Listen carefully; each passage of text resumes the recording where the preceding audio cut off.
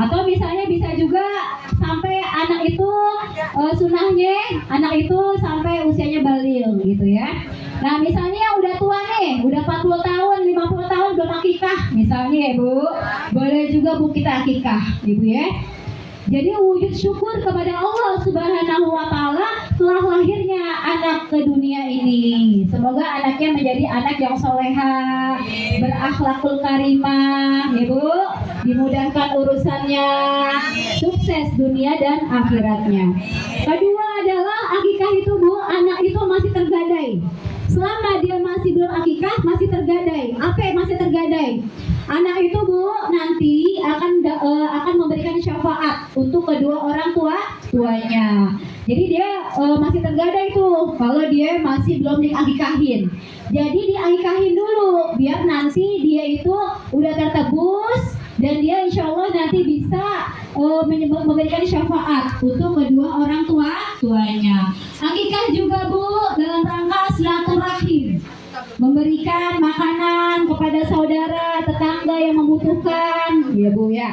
Jadi beda sama kurban. Kalau kurban dibagiinnya mentah. Kalau akikah dibagiinnya sudah dalam keadaan matang, dimasak dulu, ya Bu ya, baru bagiin. Jadi jangan sampai kita akikah bagiinnya mentah, jangan. Akikah nggak boleh dibagi mentah, nggak boleh. Nggak boleh repot bagiin aja dah. Yang penting sedekah, nggak boleh Bu. Kalau kurban dibagiinnya mentah, akikah dibagiinnya mateng, dimasak dulu, bisa digulai, bisa dibuat sate, bisa dibuat opor, baru dibagiin ke yang membutuhkan, tetangga, sahabat, kerabat yang membutuhkan. Lalu kewajiban kita sebagai kedua orang tua, pertama adalah memberikan nama yang baik untuk anak, ya Bu. Jadi anak kita dikasih nama harus baik, harus yang punya arti. Misalnya boleh kita ambil dari Asmaul Husna, nama-nama Allah. Nama Allah ada 99.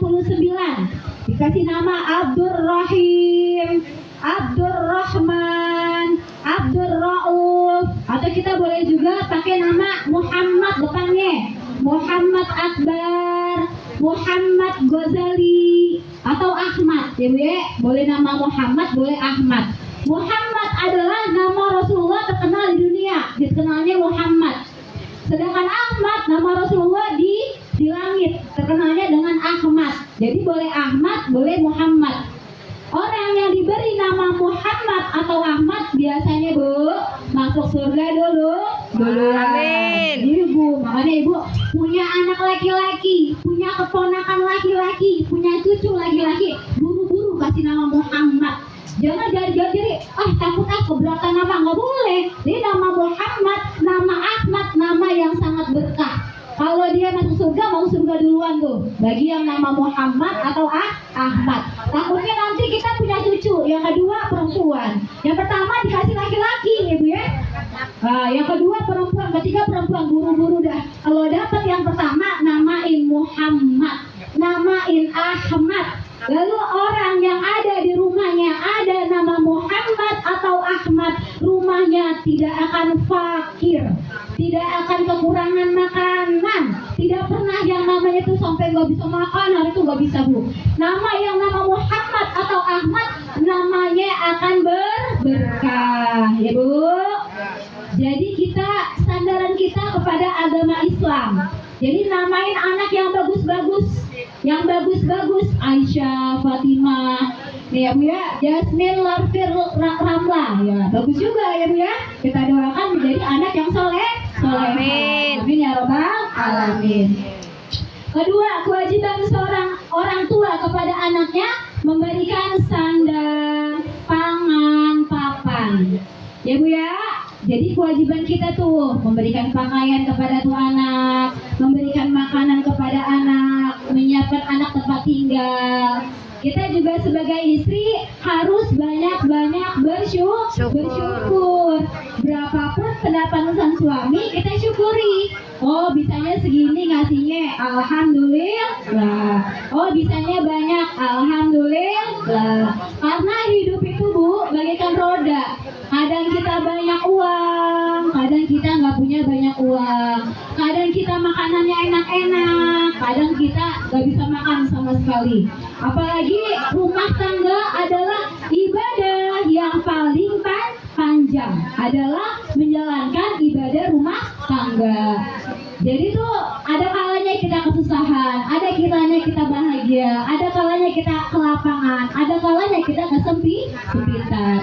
Jadi kita bersyukur sebagai istri. Lalu itu adalah memang tanggung jawab anak, tanggung jawab seorang suami memberikan sandang, pangan, papan, ya. Itu tanggung jawab suami. Tapi kita juga bisa kita membantu suami apabila suami kita mungkin nggak mampu juga atau gimana, ya Bu ya. Yang ketiga adalah seorang orang tua harus memberikan teladan, Ibu, teladan kepada anak-anaknya. Contohkan segala sesuatu yang baik kepada anak. Jadi misalnya Bu, nih, kita itu jangan cuma nyuruh anak sholat doang, jangan.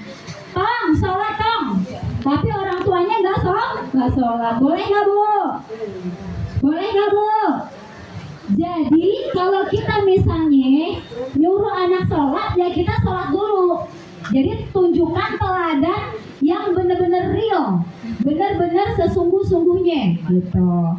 Jadi ketika anak melihat orang tuanya sholat, melihat orang tuanya sering baca Quran, melihat orang tuanya sering zikir, otomatis nanti anaknya juga ikut-ikutan rajin, ya Bu ya, rajin sholat, rajin baca Quran, rajin berzikir.